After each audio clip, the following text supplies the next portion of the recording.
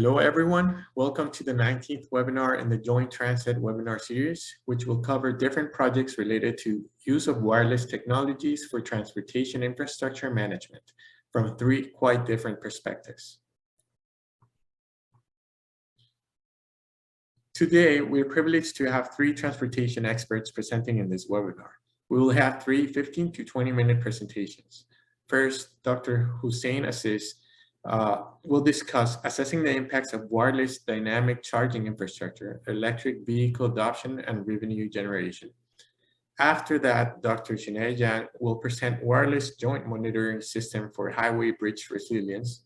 And finally, Dr. Chung Sing Ho will present on development and application of instrumented bike in cycling facility management. We will save questions until the end of the three presentations for a 15-minute group Q&A. You can type your questions at any time throughout the session in the chat. Okay, so now, without further ado, I will introduce our first speaker, Dr. Hussein Aziz. Dr. Hussein Aziz is an assistant professor of civil engineering at Kansas State University and director of the BHC Smart Cities Lab. He received his MS and PhD from the University of Texas at Austin and Purdue University in 2010 and 2014, respectively, and his Bachelor of Science degree from Bangladesh University of Engineering and Technology in 2007. Dr. Aziz currently leads the transportation theme of Kansas NSF EPSCoR project. Before joining K-State Civil Engineering, Dr. Aziz held an R&D scientist position at the Oak Ridge National Laboratory of the U.S. Department of Energy. Dr. Aziz serves as an assistant editor of the Taylor and Francis Journal of Intelligent Transportation System and is an academic advisory panel member of the PAVE campaign. Dr. Aziz, I will turn it over to you now. Thank you so much for the introduction. So I'm just going to start sharing my screen.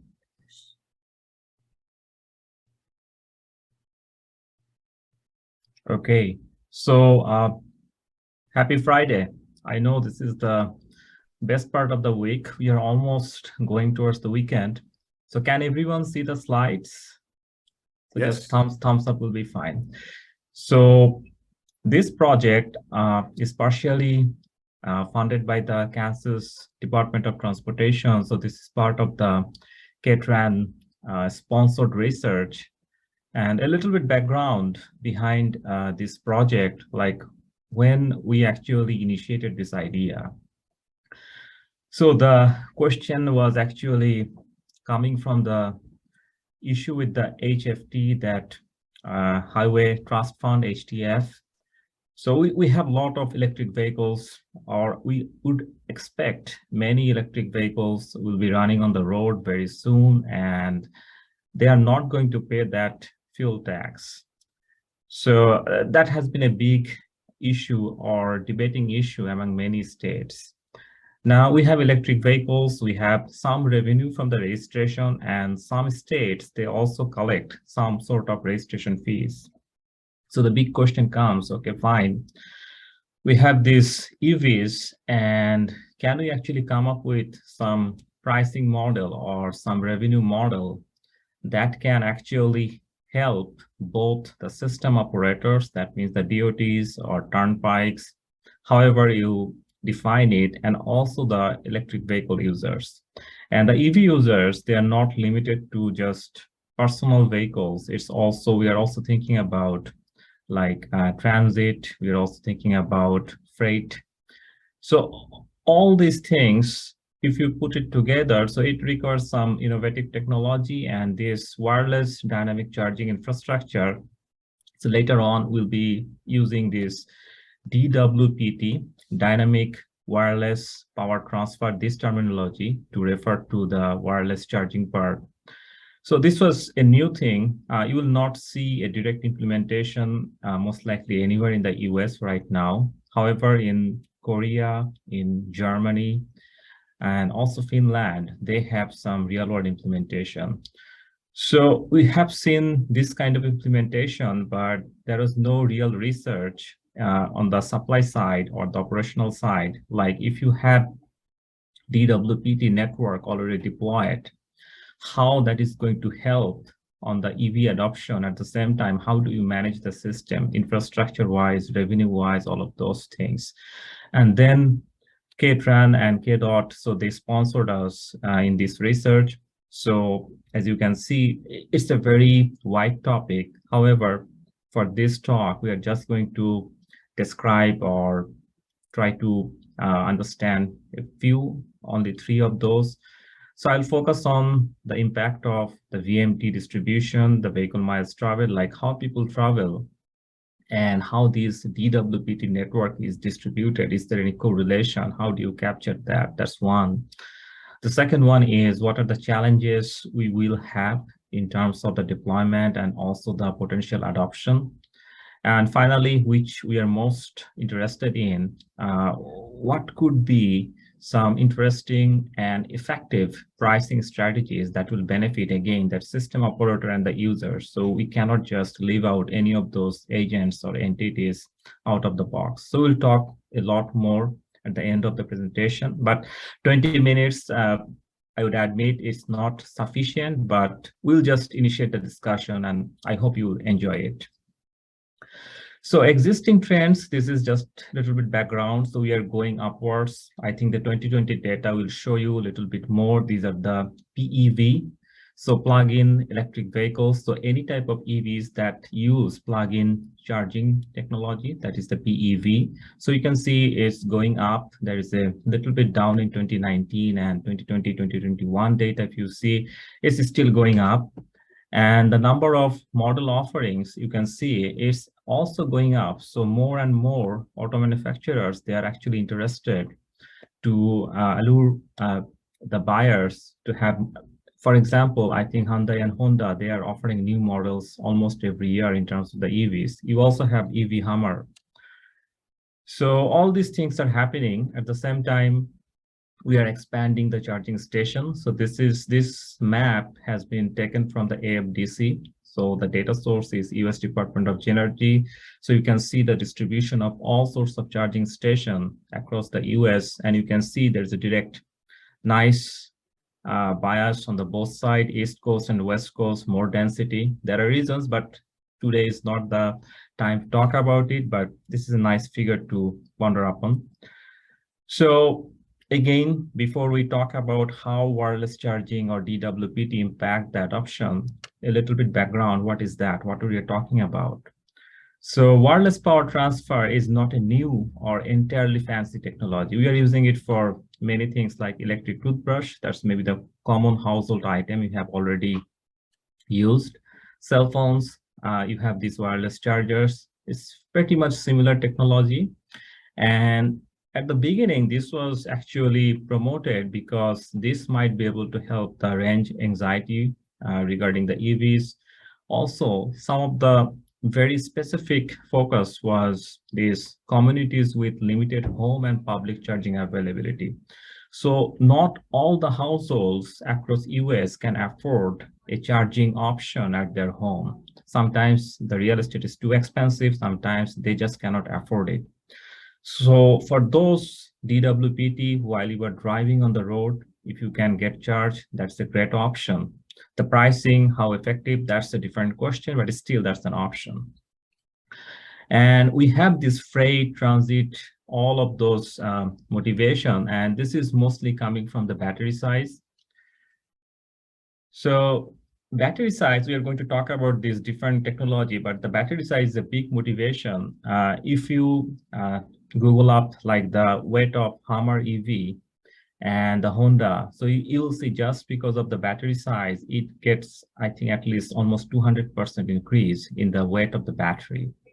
So that will impact our pavements. At the same time, the energy consumption, everything is going to go up, or at least affect negatively.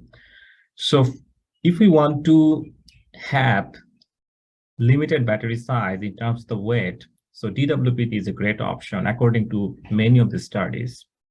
So currently, technology-wise, we have at least 3 types of WPT. So we have this stationary, so that means the vehicle does not have to move. If you have a parking lot, the vehicle can just stay there and can get charging. These are great options for maybe truck resting areas across the highways, the freeways.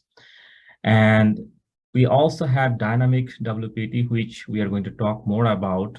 So this is more like you have to move on the pavement and you will get charged wirelessly. And one of the example, as you can see, the Oak Ridge National Lab, so they have this 75 kilowatt with efficiency of 80%. And in their system, ORNL actually developed, so the speed is assumed at 55 miles per hour. Definitely there is impact of speed directly on that. Quasi-dynamic is another option. So this is a little bit different. Only the acceleration and deceleration activities that can actuate some sort of charging. But in our case, we're just talking about this dynamic WPT. So these are some examples as we described. You have parking lot, you have this dynamic WPT. So these are pretty simple. Now, one of our focus was like, if we deploy DWPT technology on the roads of Kansas, how this is going to help the EV adoption. So we did not formulate a new method or new methodology. Rather, we actually use something existing. So this MA3T model developed by the Oak Ridge National Lab. So this is a very well-established market share model. So it can actually predict the market share of advanced technologies as a function of several things like future sales, population. So all of those things are taken into consideration. And inside it, you can actually input the function for DWPT opportunity. So what exactly is that DW opportunity? So intuitively, it's more like if I'm driving, first of all, I need to figure out, okay, if I have, do I need to purchase an EV? So if we start with the ownership, so if I have an EV, then the next thing is like, okay, each day, how many miles do I drive? Then the next question is the miles I'm driving, where I am driving.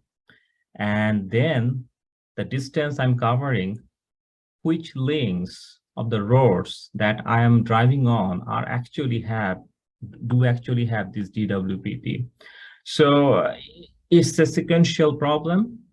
At the same time, it also tells us, okay, what is the probability if someone is driving on the road and their EV is going to get charged through this DWPT technology? So this equation, this is already existing in this paper by Lean and Green, published in 2011. So we just use some variation of that equation, and you can see, basically we need to figure out what proportion of the network is DWPT enabled, and at the same time, how the probability density of daily trip is actually distributed. With proper assumption, if we input that, that can give us some probability, how much charging do I get from DWPT network. So basic things, like if we want to draw some conclusion, like how DW deployment and overall traffic flow patterns are correlated.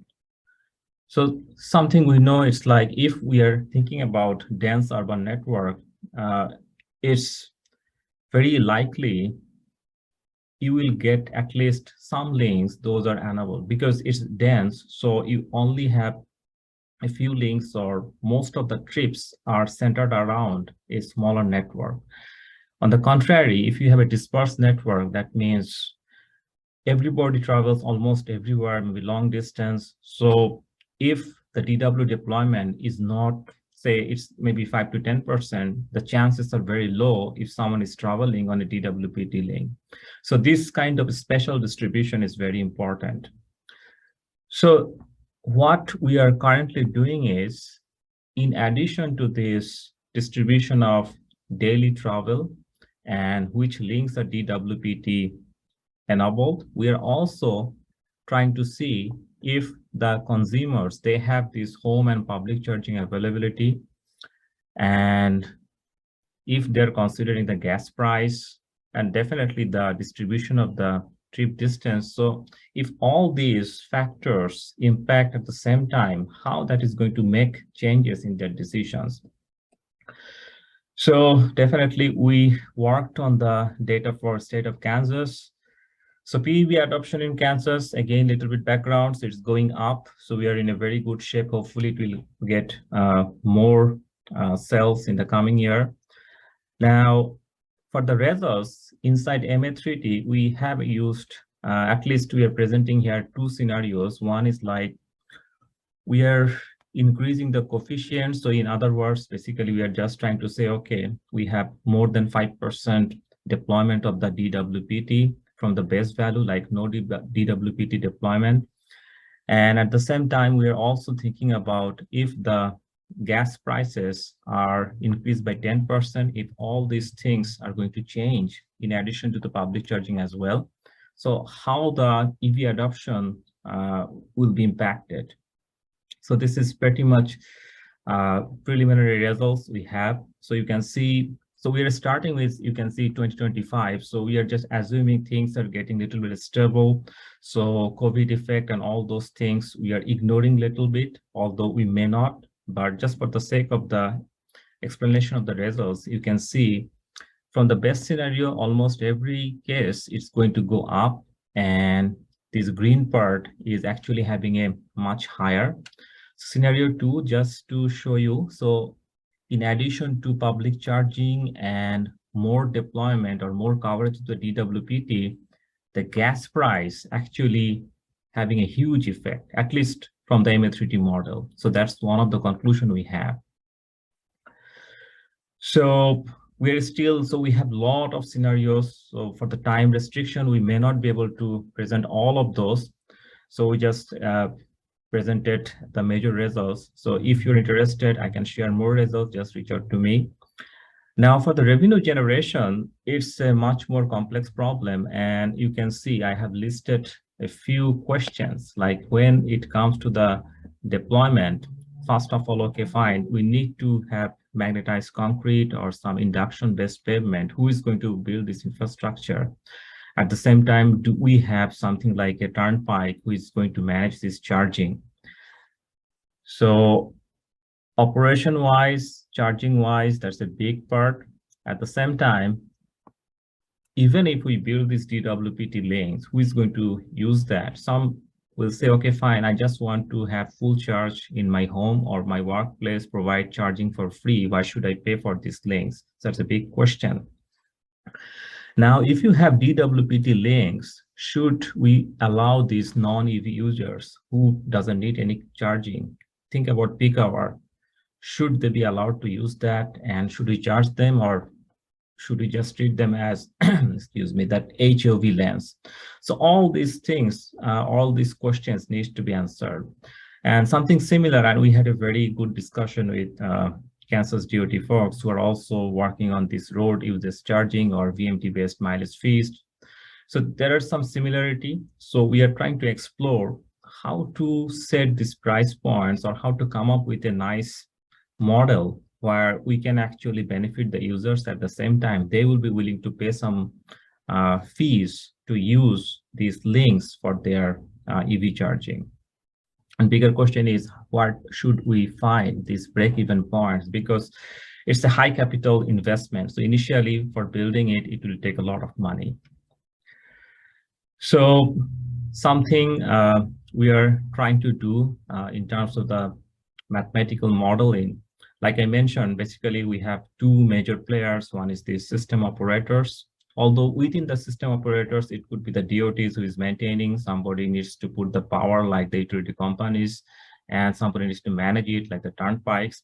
So if you put all of them together, just label them as system operator. So the system operator wants to maximize the revenue. And at the lower level, say if I own an EV, I want to maximize my expectation. So the expectation is a fuzzy word. So instead of putting like, okay, I want to minimize my cost, rather compared to that, we would like to say, okay, this is a little bit different. It's more like someday I could not charge my EV at home. So on that day, I want to get my EV fully charged while I'm driving to my work. So expectation may vary based on the days, based on which trip you are taking, where do you live, all of those things. So it will have a stochastic component as well. And you can see in the constraint set, we need to put traveling speed. So in the Oak Ridge based model, they assume this 55 miles per hour. And I think in the Germany, they also have something like 60 miles per hour. But in general, if you go too fast, your charging rate is going to go down. So there is a trade-off between travel time and how much charging you can actually get from these links. So that's another component to be considered within this expectation part. And definitely the network coverage, that's a constraint, and also what kind of battery size. Although this is the endogenous problem, that means you can always change the battery size if you have a much more coverage in terms of the DWPT network. So we are formulating this problem through this bi-level optimization and looking for solution. Hopefully we'll get some results by the end of maybe early spring or so. Also, we are looking at tradable credit scheme where we can use trust-based pricing technology, some part of it. And basically, it's a market-based mechanism, and the market will decide what is the unit price of carbon. And the key part here is it's the electricity price. So the unit price we pay for maybe charging our phone versus charging our electric vehicle from the road, we can pay with the same carbon credit with some additional fees. At the same time, if you are very carbon concerned, you can trade your credits to other people who needs this charging. So within a joint framework, if we put everything, the market will tell you at a particular point of time what would be the unit price for charge your EV for a 1 mile range, something like that. So unit price would be coming out from the market each time. Market will dictate what should be the price. So that was a very quick summary what we are doing in terms of this DWPT deployment. And final thoughts again, we think the freight with limiting battery size, that is a great potential compared to having this DWPT for all the network, all personal EVs. And at the same time, some specific neighborhood where we do not have home charging, we should see what are the potential of DWPT in those areas. So both disadvantaged communities can be benefited. And this is a fairly new idea. I think some of the European countries are already thinking about it, like shared e-bike and autonomous EV lanes, dedicated EV lanes to be specific, and they will have some coordination when to charge, how to charge, at what speed. That is much more advanced. So I think that's all from our side. And thank you for your attention. And anytime reach out to me if you have a specific question. Also, I think by the end of this webinar, there will be a Q&A session. Thank you. Okay, perfect. Thank you very much, Dr. Aziz. That was very interesting. We'll leave questions for the end. I already have one for you that I already wrote down. Okay, now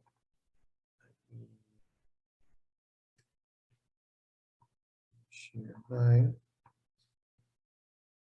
Okay, now we'll introduce the second speaker of this presentation, right? Dr. Shinai Jiang. Dr. Shinai Jiang is an associate professor in residence and director of undergraduate studies in the Department of Civil and Environmental Engineering at the University of Connecticut. She joined UConn in 2010 after receiving her Bachelor of Science and Master of Science from the Korea Advanced Institute of Science and Technology and her PhD from the University of Illinois at Urbana-Champaign. Professor Jiang's research interests include smart structures, structural health monitoring, wireless sensor networks, and engineering education. She has taught multiple undergraduate and graduate courses, including statics, structural analysis, and senior design. Professor Jiang is the recipient of the 2021 Emerging Leader Fellowship Award from the ASEE Civil Engineering Division, the 2021 Distinguished Engineering Educator Award from UConn, and the 2018 Civil Engineering Educator of the Year award from the Connecticut Society of Civil Engineers. She has served as a faculty advisor of the American Society of Civil Engineers Yukon chapter since 2012. Dr. Jiang, I will turn it over to you now. Thank you so much, Daniel, for your generous introduction. So I share my screen and start my presentation. Okay, so hello, everyone. I'm glad that I could present here about wireless joint monitoring system for highway bridge resilience. So I'm Shine Zhang, and then these are my 5 co-authors. So Pierre Dance is my PhD student, Daisy is my undergraduate student, and Jia Chen is computer science student, and Song Han is my computer science collaborator, and then Professor Ramesh Mala is my collaborator in civil engineering. So this project was funded from Region 1, USDOT Region 1, UTC, TIDC, and then we started this project last year, and then I like to share the progress of the past year. So here, this is brief content. So I introduced the background, and then joint monitoring practices in New England, and describe our system and bridge monitoring updates, and conclude. So aging infrastructure in the United States is very well known, and then luckily bipartisan infrastructure law was passed this year, right? And there are many sectors that will be improved through this law. And we are getting public attention to infrastructure resilience research. That's very, very positive. And our project is falling into this second category, Federal Highway Administration, to improve the resilience of our highway bridges.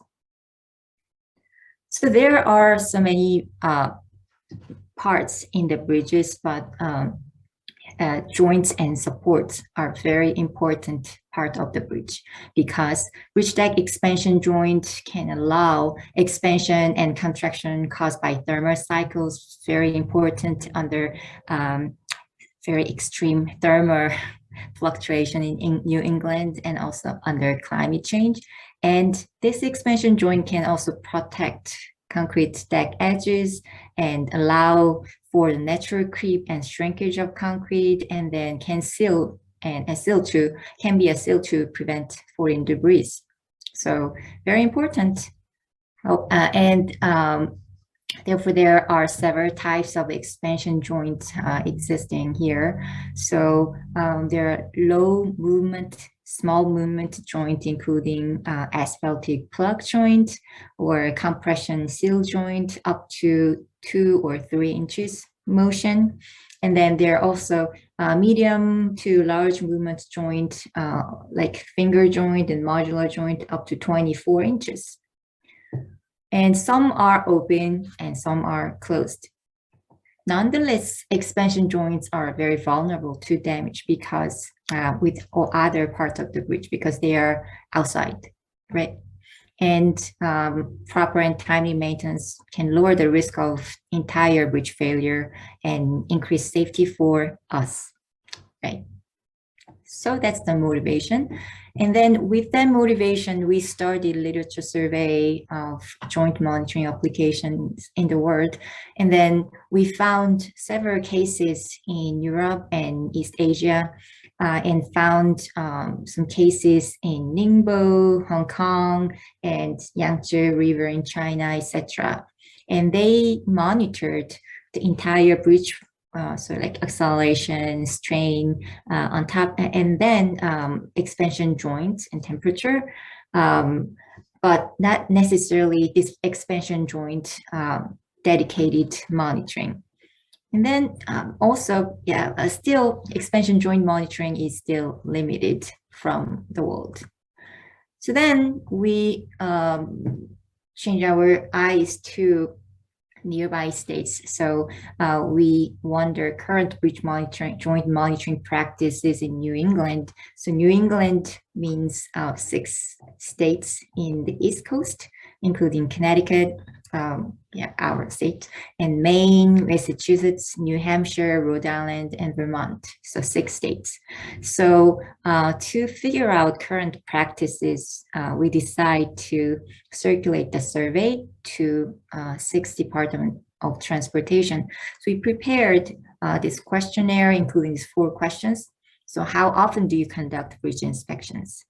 And does your team currently engage in long-term monitoring of joint, and to what level?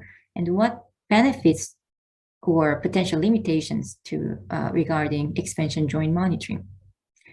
So luckily we got responses from all DOT. Yep. And then this is the first result. So a result from the first question. So how often do you conduct bridge inspections? And then we got 66% biannual. So that's mandated by Federal Highway Administration, right? And then 17 annual, and then 17 unless condition rating or non-redundant requires it being inspected annually. So two annual and then 4 biannual. So that's the frequency of expansion joint, most likely traditional. And then second question, does your team currently engage in long-term monitoring of expansion joint? To what level? Yeah, almost half no. And then another no here because they don't see the value. And then another no, but they are interested in engaging. And 1 yes, we have an internal system to monitor during our inspection.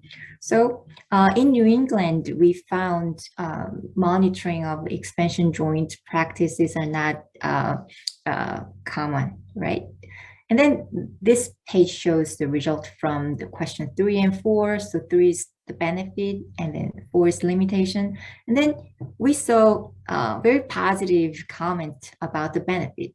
So expansion joint monitoring can give us further understanding of impact of load, right, on joint and entire bridges. And we can develop better bridge maintenance plans, and we can improve effectiveness and durability of joint design and joint materials. And finally, we can understand temperature and displacement correlation of the bridge. Those are very important, but still funding and resources. So that's the limitation of preventing this happening. So reliable low-cost sensing system may address the needs. So here I summarize this one. So so far what we found is joint monitoring application is lacking in New England and also in the United States. And then also we found reliable sensor systems are lacking that can monitor expansion joint, and that can be also cost effective. And this cost effectiveness is very important regarding initial hardware and software investment, as well as system maintenance. So how to power them, right? Renewable energy, right? Or communication, stable communication with the IoT or cloud-based computing. And also after it's all done or needs some maintenance, is it easy to retrieve or and replace? So considering everything here listed here, we thought wireless joint monitoring system could address these needs in New England. So that's why we launched this project. So this is overview of existing wireless platforms in my co-PI Professor Han's lab here. So this shows 4 candidate systems depending on energy efficiency and performance. So if you see this one, wireless powered communication WPC testbed is using wireless power charging, Professor Aziz mentioned, right? And it's small scale, but it's very energy efficient, but very low rate data transfer. And then if you go to here, RTU Wi-Fi, it's very powerful system. It can transfer tons of data. However, it's very power hungry, and we should provide a lot of power. So among these 4 options, and we So all three professors, my PIs, co-PIs, decided to use this 6-dish network testbed.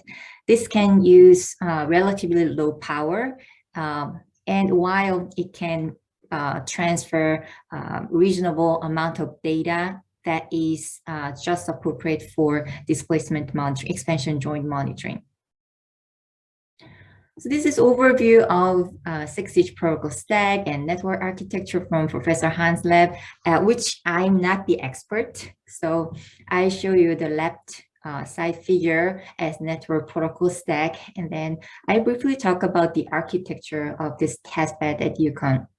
So we have 3 tiers, and then this is the module 6-dish network module here. So you can see as these are individual sensors. So if we have 3 sensors, each sensor uses this communication stacks, and then the measured data are communicated by 802.15.4e. So that is low rate wireless personal area network. So similar to Bluetooth network based on Zigbee communication, very old, yeah, but it's adequate for communicating between the remote node and the gateway node. So the sensor modules are communicating with the gateway node here.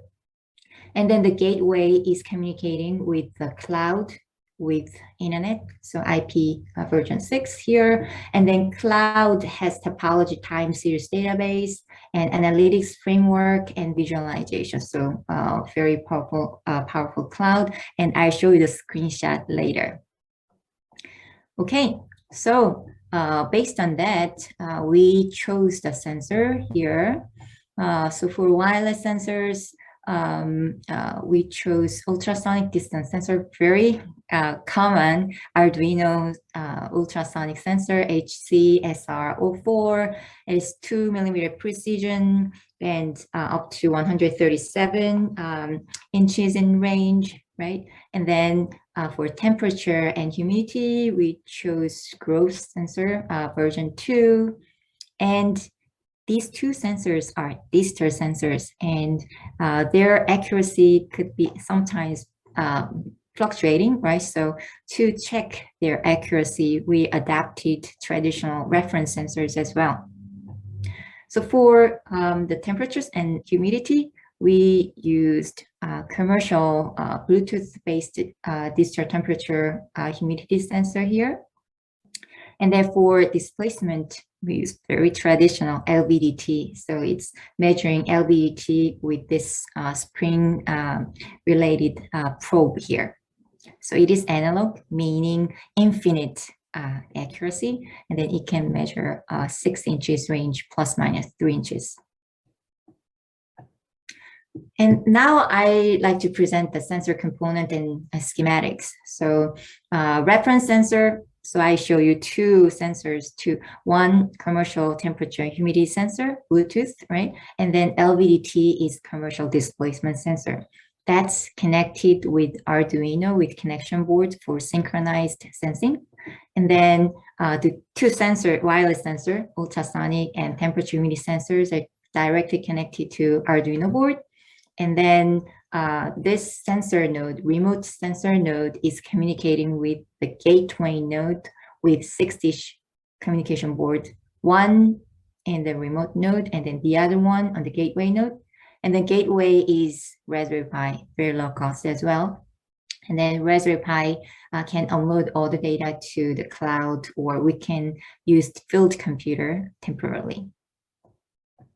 And then this is the schematics of the connection in the remote node and gateway node. So to briefly talk about it, so this is Arduino with ultrasonic sensor and temperature and humidity sensor connected to connection board, and then Arduino, and then LVDT connected to connection board and Arduino.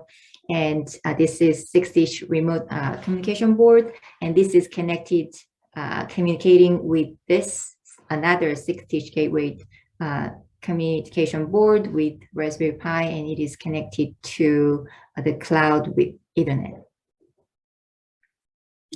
Okay, so far, I think I have 5 minutes, and I think it's enough to cover everything I have today. So with the system developed, we selected a testbed bridge. It's two-span steel girder bridge with concrete deck built in 1959 near University of Connecticut main campus. It's crossing the Willimantic River, and maximum span length is 74.2 feet. And then this is the figure from the top of the road, and then you see this is asphaltic plug joint, and then this is underneath. So this is beam and then abutment. Then you see the gap here, so it's totally fine. It's functioning as expansion joint with underneath, and then we will monitor the gap between this beam end.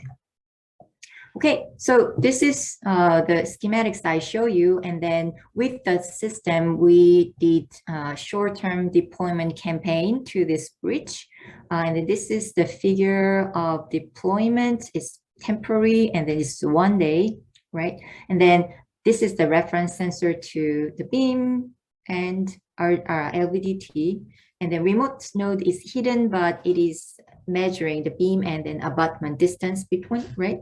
And then gateway node is here, and this is power station with solar panel not showing here in this figure. And then this is the figure, the screenshot of the cloud here. So you can see number of gateway, number of sensors. So far it's 1 and 1. And you can see the temperature data, humidity, distance from LVDT voltage, distance, LVDT inches, and ultrasonic sensor, and then topology between gateway and the remote node. Okay, and then this is the preliminary measurement from 1 day short-term campaign.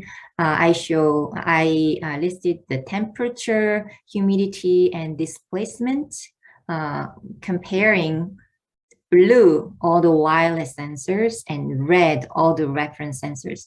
So first one, blue, wireless temperature, red, wired, or commercial reference temperature. It is showing reasonable matches. And then second, humidity, blue, wireless humidity sensor, red, commercial sensor, and then also we see a little bit delay, but it's matching well. And then the last one, blue is ultrasonic sensor, it's digital sensor, and then as we expected, we see more fluctuation. And then red LVDT is regarded as accurate measurement. And then when we consider the y-axis, it is 6 inches between plus minus 0.5 inches. This is very small distance. So considering this small distance, this is very reasonable match. So from here, the performance of the developed wireless sensor networks was reasonable, considering the sensor measurement as well as communication and the power supply. So now to talk about our project. So it is a 2-year project, and luckily we have 3rd-year funded, but test 1 and 2, getting inputs from New England DOTs and sensor development are done, and the field data collections are ongoing, and we have numerical modeling and other data analysis remaining.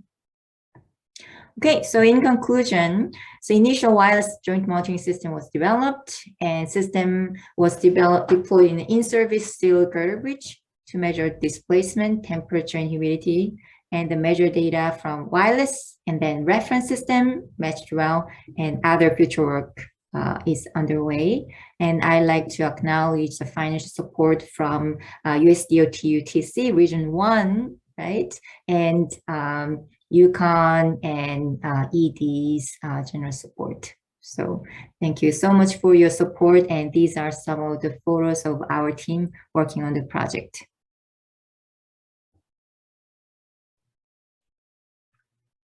Okay, perfect. Thank you so much, Dr. Yan. That was excellent.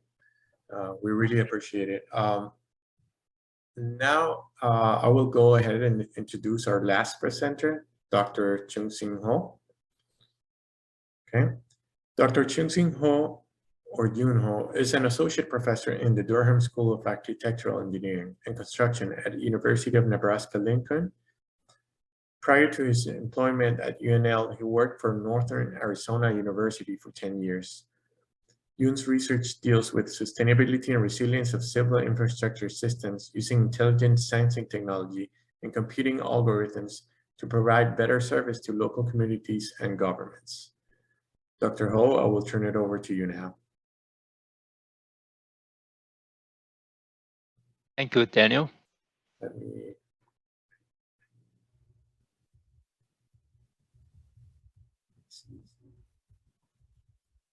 Can you see my slide? Yeah, yes, I can see. Okay, cool. All right. So good morning, ladies and gentlemen. It's my privilege to present my project. The topic is development and application of instrument bike in cycling facility management. Right, like Daniel mentioned,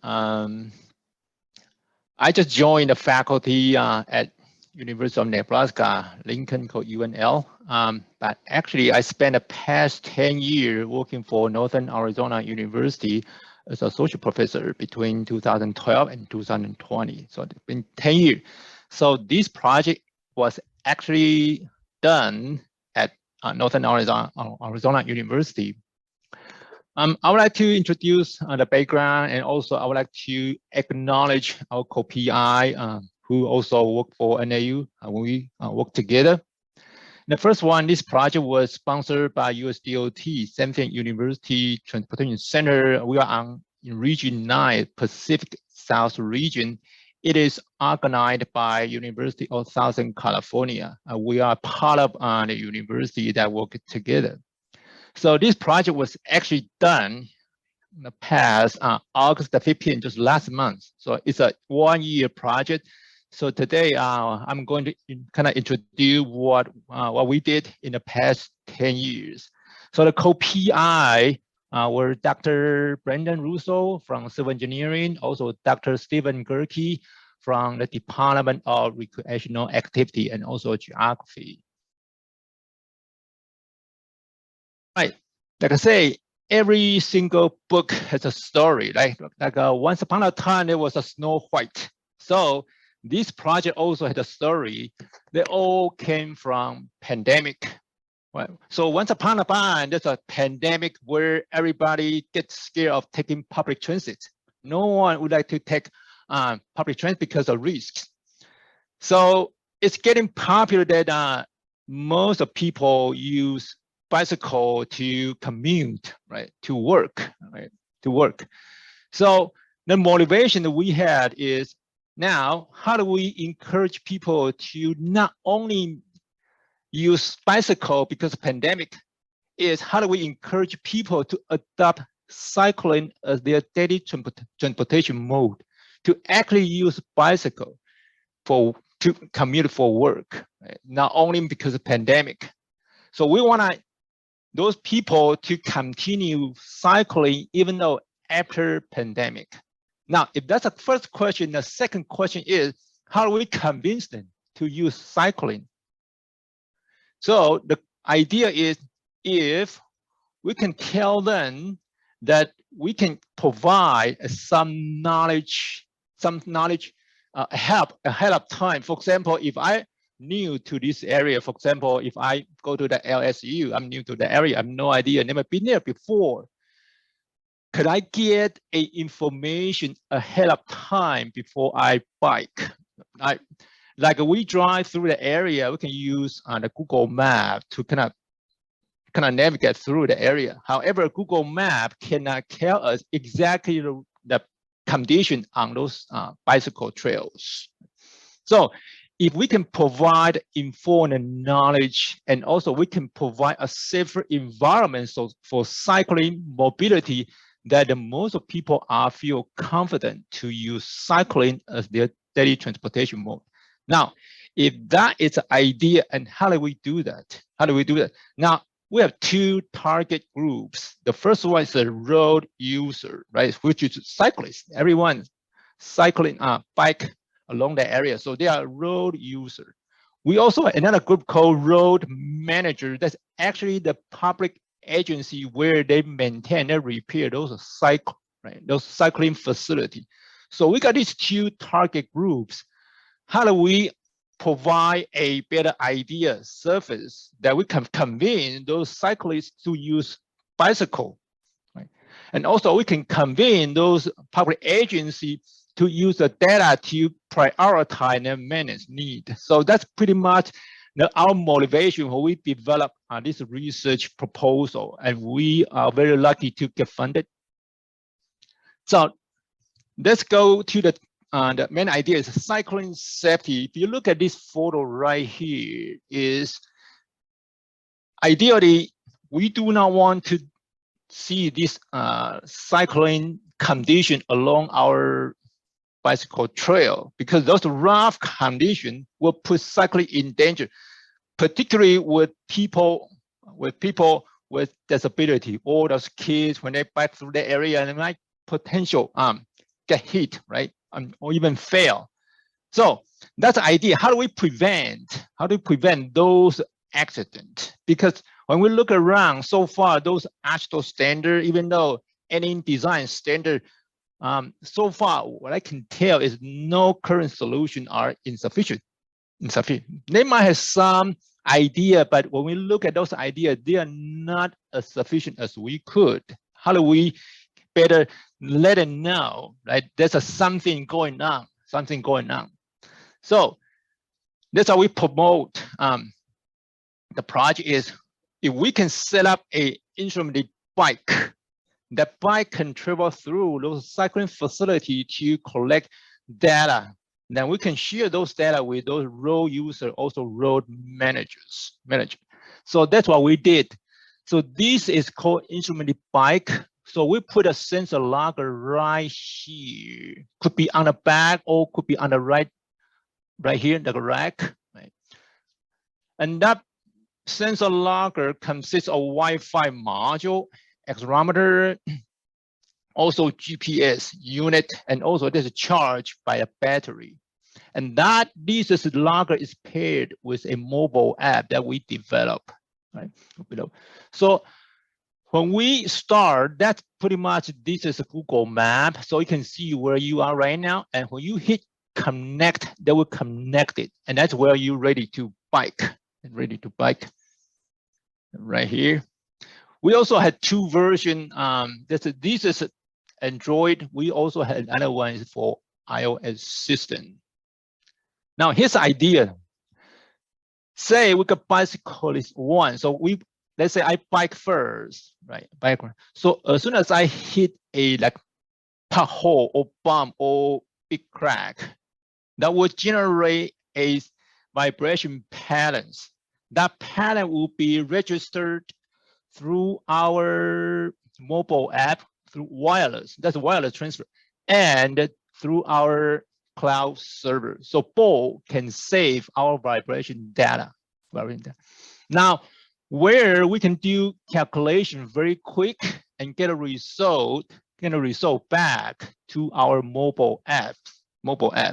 That information can be shared with the surrounding cyclists. They say I bike first, as soon as I hit a bump, right? Those data will be stored, analyzed through our calculation, computing algorithm. The result will be sent back to our mobile apps. So the other cyclists who are going to travel through that same area will get notification right away. So this, right? So before they travel through that area, they get notification, say, oh yeah, that's a big bump or pothole ahead of time. So I am prepared, right? So I travel through that area, I'm gonna be very, very careful on that. I mean, even though I can even take a route. So that's the idea, the entire data collection and also processing. Now, the two method that we were dealing with, how do we better determine? Because the idea is, how did you know there's a bump based on the vibration signals? So the first method we use is called threshold method. Is we cannot identify randomly, not randomly. We try a couple times, we decide, all right, based on the gravity of acceleration, that's a g, if every magnitude exceeds 0.95 g, and we say, okay, this is a significant vibration pattern that is identified as a point of interest or potential hazard. Potential hazard could be pothole, manhole, ramp, or any patch in big cracks. That's how we defined. We also define as a dry condition or wet condition. Now, so we try it, but we find out, wow, there's so many issues this method had to deal with. For example, different weight, different people, because each person had different weight, male, female, and also different bike, the mountain bike, street bike, each bike had different suspension system and tire pressure, right? So those things were influencing the accuracy of the identification of pavement distress. So that's why we say, okay, can we have another method? Because threshold method, we need to switch those threshold value, right? Any time, depending on who's going to use the bike, instrument bike. So it is not a scientific sound foundation. So, and after that, we switched to another method called sliding window computing method. Here's the idea. Regardless your age, right? You're male, female, or you use mountain bike, you use street bike. The idea is, let's say if I travel through the area, as soon as I get a hit bump, that area will create a vibration patterns. It's only a matter of the magnitude of vibration pattern. But every single cyclist use every different bike, they will create a vibration pattern on the same spot. Right? Like I said, it's only different is the magnitude of vibration values, the G. But everybody travels through the same spot will create vibration pattern. So it's a pattern recognition. If we can recognize that patterns, then we can register that area. So that's why we use called sliding window. That's computing algorithm. So we use machine learning to help us identify, recognize those potholes, right? Those bumps and also location. So as soon as those, we say, point of interest are analyzed, identified, and they are georeferenced and be able to display on a map. So that's kind of entire idea using sliding window, because this method can help us deal with so many issues that we cannot solve using threshold value method. So before you do that, so after we develop our sliding window computing algorithm, we'll say, okay, we're gonna try how it goes. So we put 10 artificial PVC pipes along our sidewalks with different spacing. And then we have one instrument bike that travel through that 10 artificial pipes. They'll create those vibration data. Now, as soon as we get a data, we're gonna analyze using our sliding window computing algorithm. So you can see right here, the blue line represents raw data, the normalized raw data. Now our algorithm come through, can identify those candidate. Candidate mean that could be a point of interest, right? Could be. So we identify those candidates. That's the green line representing those area were identified.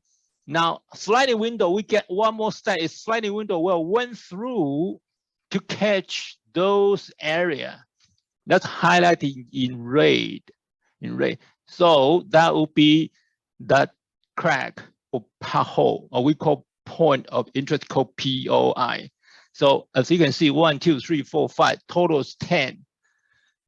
10, but that's artificial pipes, So after preliminary test, we found, okay, this method might work. So that's why we went to the field. This time they was do multiple cyclists. So we selected 2 route on our campus, So total is 4 cyclists. We split these 4 cyclists into 2 groups. So each group travel at different time. Here's a video that I would like to share with you. Let me make sure, yes, share the sound. Right, so before we start, that's our mobile app right here, and also data logger is right here, so attached. I am recording now, and are you going to record your app? Yep, okay, we're going.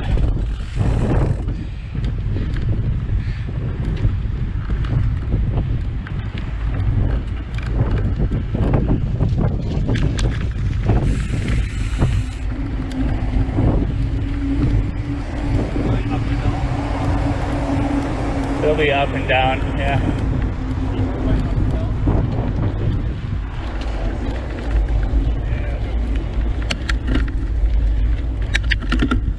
Yeah, can you hear the sound of dong dong dong dong dong? That means that's a big crack we just travel through. So that will create significant vibration patterns. And also at the same time, because we attach a GoPro or any like cell phone, we can actually feel the surrounding cycling environment as well. That will help us visualize, identify any potential issues, in addition to vibration data as well.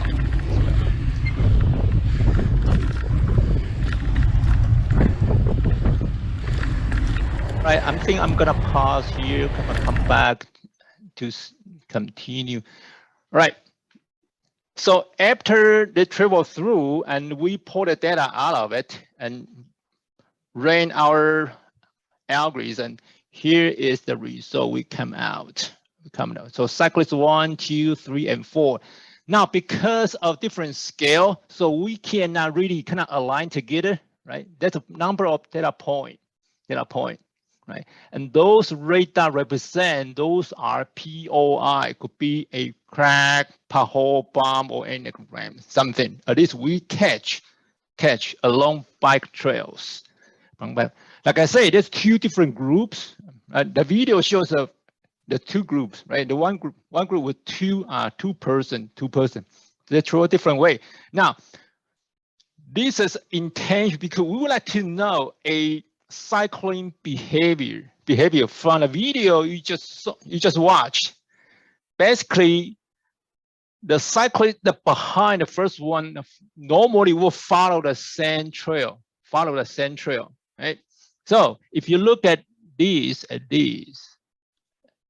and okay, you can see pretty much these 2 cyclists can catch very similar point of interest.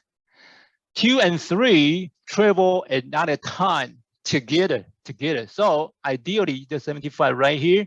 So basically, they can catch very similar, right? Very similar, but not all of them can catch the same spot of crack or pothole unless that area has significant distress area. So this is another one. Same thing, 1 and 2, and there's a 1. I'm sorry, 1 and 4, and there's a 2 and 3. There's 2 groups, right? 2 groups. The group 1, group 2.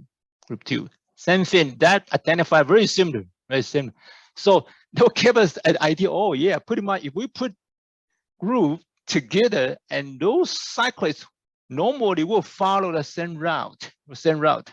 If you cycle individually, the data will look so different. So the more data we collected, the more level of confidence we're gonna provide on a map. But from those data, it's still very difficult to visualize how they look like on the road. So because we georeference, so we bring into a GIS map, right? So 1, 2, 3, 4, based on the 4 cyclists. Those are 4 zones along Route 1, where these 4 cyclists had agreement on the sand, crack, potholes. So that's why we cannot circle out 1, 2, 3, 4. From the map, pretty much they can tell us. The rest of area is either maybe 1 or 2 cyclists hit some crack, but not all of them has agreement on that. So we just identify these 4 areas. That's from cyclist route 1. There's another one, 2, right? So route 2. So zone 5, 6, and 7. 5, 6, and 7. So from the map can get us a better idea of where those potential hazards are located, right? If we present this map to the agency or our university facility management department, pretty much they can kind of get a better idea, right? Better idea. So we went further to actually physically visualize those potential hazards. That's what we did. Is we use, that's a Federal Highway Administration, they have distress identification manual. So we follow the manual guideline to record, take a note on those potholes or those cracks. And also based on the severity of label, that's what we kind of mark out. The first one right here is actually a ramp, zone 1 right here. So everybody agree. What's going on? If you look at it, oh, that is a ramp over here, right? Zone 2, there's a transverse cracking over here. It's a high severity. It's high. It's high. And 3, another transverse cracking over here. That's pretty much everybody will hit this one for sure. Zone 4, we have a patching right here and also transverse cracking. Now, sometimes it's interesting because when we travel through the area, some people will ski, right? Skip this area too. Unless if they will follow in pretty much, they will follow through the same area. That's what the reason, right? Result also reflect on a map, which is identified. That's kind of another very interesting identification on those cycling behavior, right? That's zone 5 right here. That's a manhole and also patching, and then 6, right? 7, and now this is also another aspect is not only we can identify those pothole or potential hazard are located, we can also use the video to help us review those facility against AASHTO standard and MUTCD. For example, we find out this is in violation number 10 AASHTO standard, because then normally like this one cannot be over here because at night all loadability, those cycling might just hit, right? Accident. And also this one is no crossing symbol right here. So they might another one on the safety issue over here. And this is the same thing. There's a light pole over here, just right in the center of cycling trail. So those things also provide another important information regarding cycling safety issues. So what we did is after this project was done, we saw all the information, including our observation recommendation, we submitted to our city government for their review.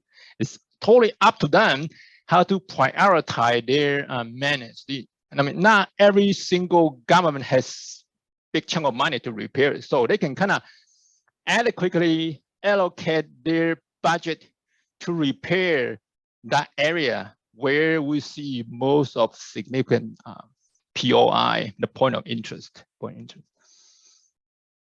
So this is a conclusion. So we find out after compare with sliding window computing algorithm and the threshold method, we find out sliding window computing algorithm is a better solution to identify any point of interest, right? So because threshold value require adjustment for displays, right? Distress classification. So take time. And also real-time interface or cycling window computing algorithm will facilitate the realization of potential hazard, right? Potential hazard. Also, this one provide a promising methodology to help local government or agency to review their existing cycling facility and also condition, right, in compliance with AASHTO, MUTCD, or any like planning standard, such that a list of repair priority can be provided for decision-making process.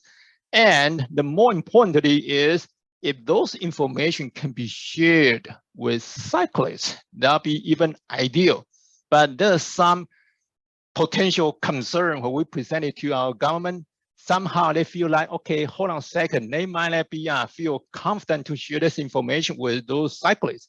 But ideally, if we can share those information through mobile apps, at least when I travel through that area, I can get a better idea, better prepare for any potential, right? Potential damage ahead of time. So that's why we say that can create a better cycling environment, promote cycling mobility. So that'll be my presentation. Thank you so much for listening.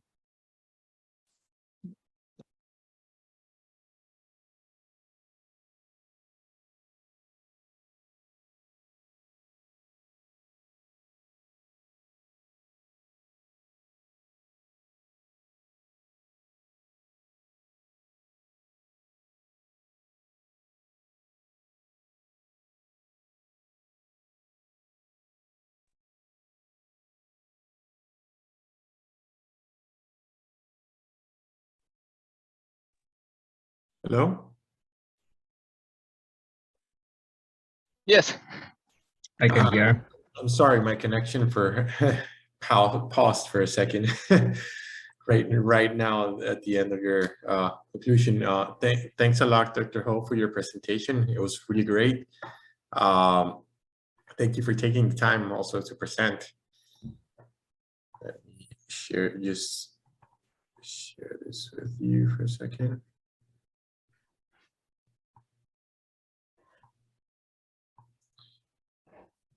Okay, this concludes the presentation portion of our webinar.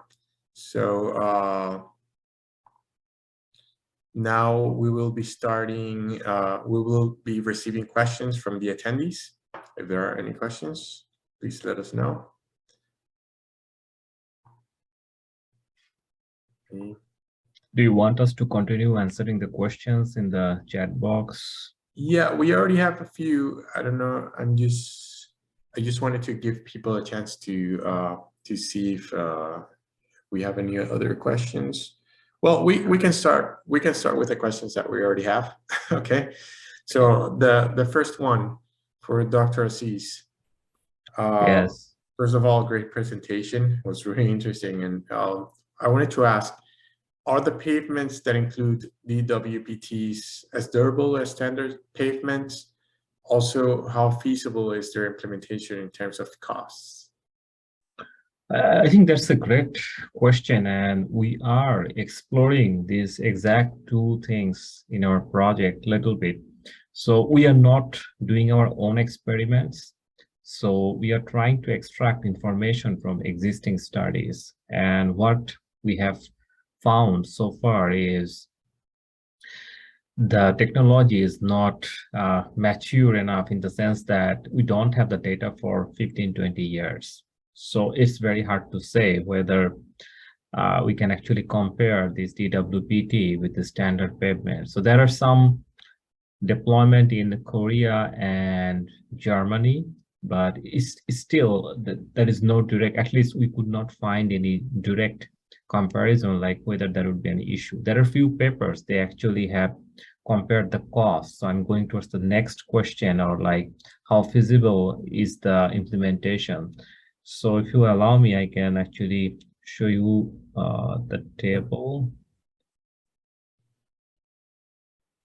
So this is from one paper, and this is published in Sustainable Energy Reviews. Like we are doing some synthesis study to just extracting information, and you can see this is one example, like how much cost it might take. This is per kilometer cost, and this is for DWPT roadway subsystem, and you can see the road construction, just asphalt on, I mean, they break it down into different components, and you can see there are so many parts. And more, this is for this OLED system in Korea, and you can see the battery size, the total cost, and some part of like the pavement, how much duration, especially you can see there's a lot of mentioning of like, okay, they have it like fast power track, and they have this again, the 7 power track. So a lot of components. It's not as simple as a standard pavement. And this one is more like efficiency improvement. So I want to show you something different. So this is like they have compared two types of pavement cost, and you can see it could be very high, as big as 1 million per kilometer, depending on what component you want to choose for different parts of the DWPT system. And this is a very, so this is from another journal. So they just wanted to present like, if you want to have this system, this is how it looks like. And you also have this layer where you have to have this induction coil and all of those things. And Chen et al., I think they have reviewed some of the proposed system. So it highly depends on how you choose different components.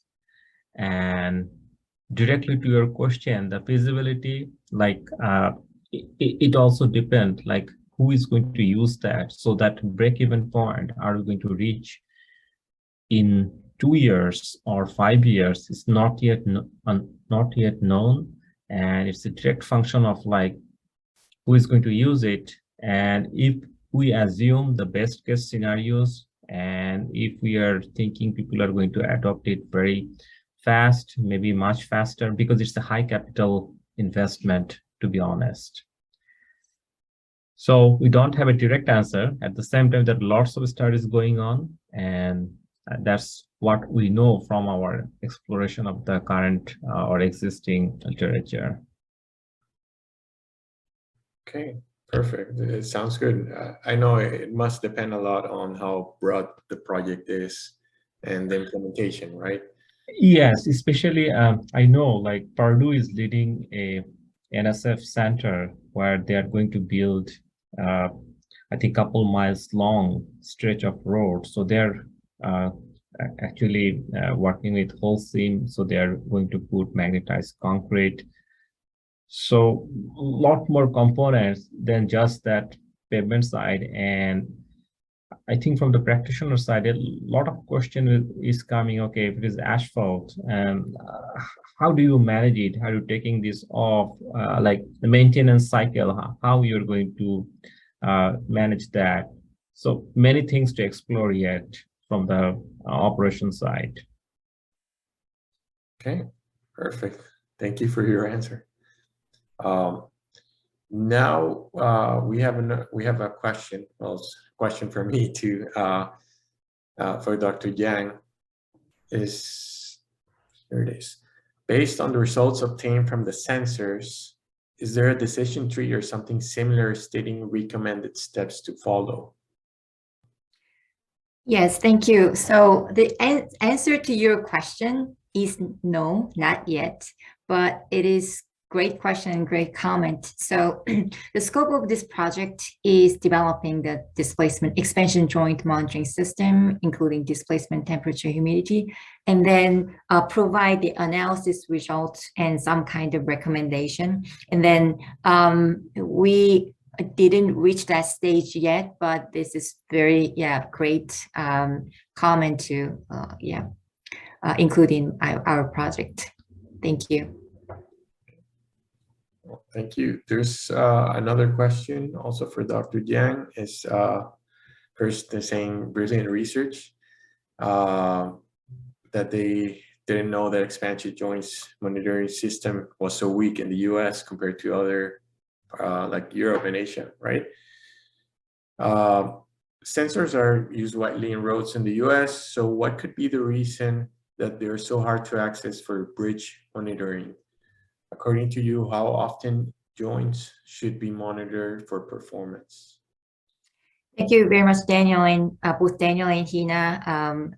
And about the first comment, expansion joint monitoring is so weak in the United States compared to Europe and Asia.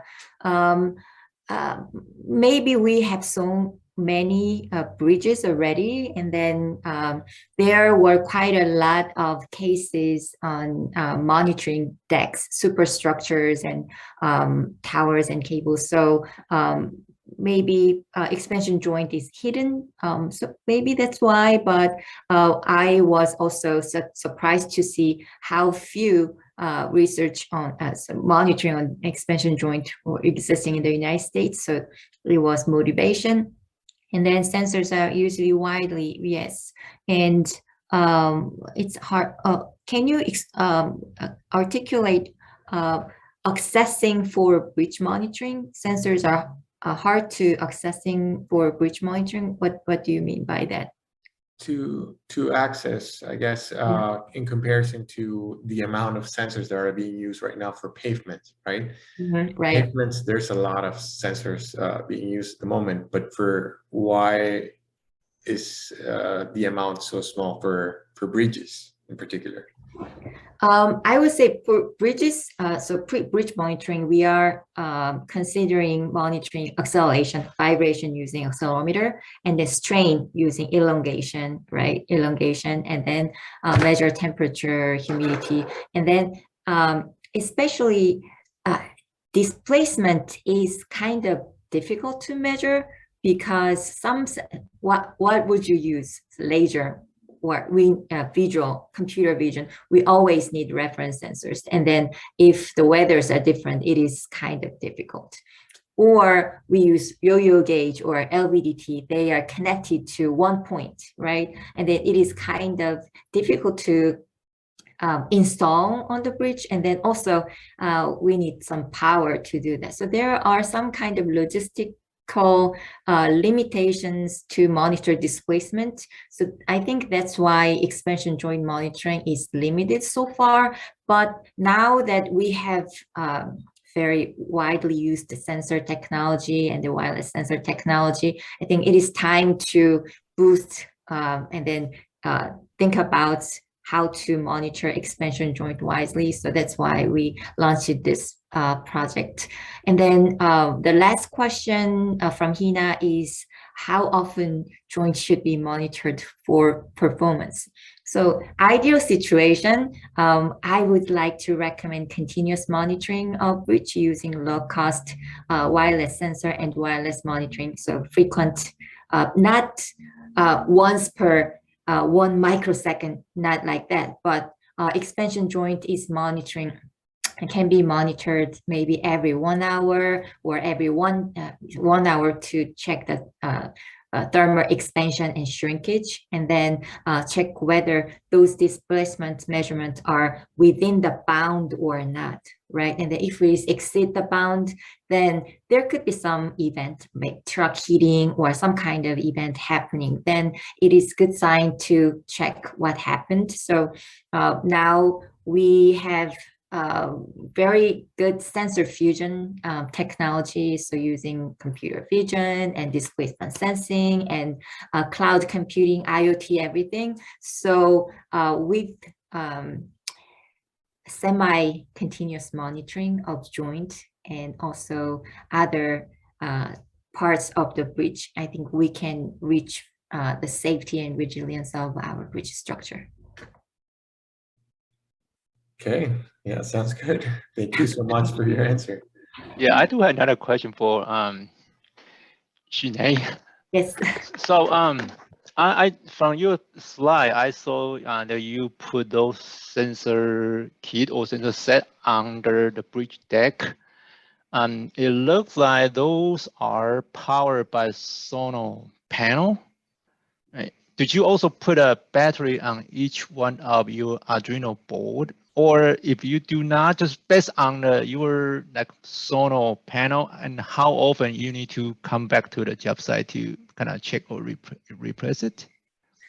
Great question about the power supply. So for wireless sensor system, power supply is one of the most important one. And we used power. So for short-term deployment campaign, just one day, we use power station. So it's very powerful, like handheld generator, right? And then it is power generated by large solar panel. And then supplying the power, we use just cable. So USB cable to each board. But it is not sustainable for actual deployments. For actual deployment, we are considering having a separate battery pack with solar panel, small solar panel, you know, the lithium polymer battery with solar powered. So charging smartphone, it's kind of commercialized. So one of them, so one remote node can have those kind of power supply with them. So that is what we are thinking about for now. And then for the gateway node, we want to use power station with large solar panel because we need our Raspberry Pi that's kind of power hungry too. It's not relative to laptop, but so that's what we are thinking about that. But we didn't deploy the long-term system yet, so I'll update you later. Yeah, when we do that. Yeah, that's what I wonder, because sometimes during like a winter time or snowing day could be less like a week. Right. Without any like sunshine, and somehow those power supply might be just getting less and less, eventually just discontinued. Right. And that happened a couple of times. So that's another big issue when we go to field. Eventually, there's a long distance. So that's just something we want to learn from different researchers to see what the best knowledge they can use. Right. That's great. Yeah. Insight. So when we start, so we are planning to babysit every other day when we deploy the long-term system, and then try to see how the battery pack is performing. So, yeah. Okay. And we also have a question for Dr. Ho. It's from Dr. Hina Dasmana. She's saying, can this method be used with other vehicles with wheels on sidewalks, skateboards, scooters, etc.? Can it be used on roads in general with other vehicles? Yeah, that's a good question. I mean, actually, of course they can. We even think about how do we expand the scope of this project into wheelchairs as well, because the people with disability are the group where they're very sensitive to those cracks. Even though the small crack will expose them in danger. So that's definitely a good idea. So right now we're working on is how do we continue this project with extension to like skateboard, scooters, and also wheelchair as well. And we're trying to see in the future, can we connect those intermittent bicycle with autonomous vehicle? Because somehow, most of the time, those bicycle and vehicle are sharing together on street. There's no separate way. So when they share, that will create a potential conflict, especially in the interception. So our next goal is how do we connect those intermittent bicycle with autonomous vehicle? That will be another topic we are going to pursue. Okay, thank you. Thank you, Dr. Ho. Okay, and I think we don't have any other questions.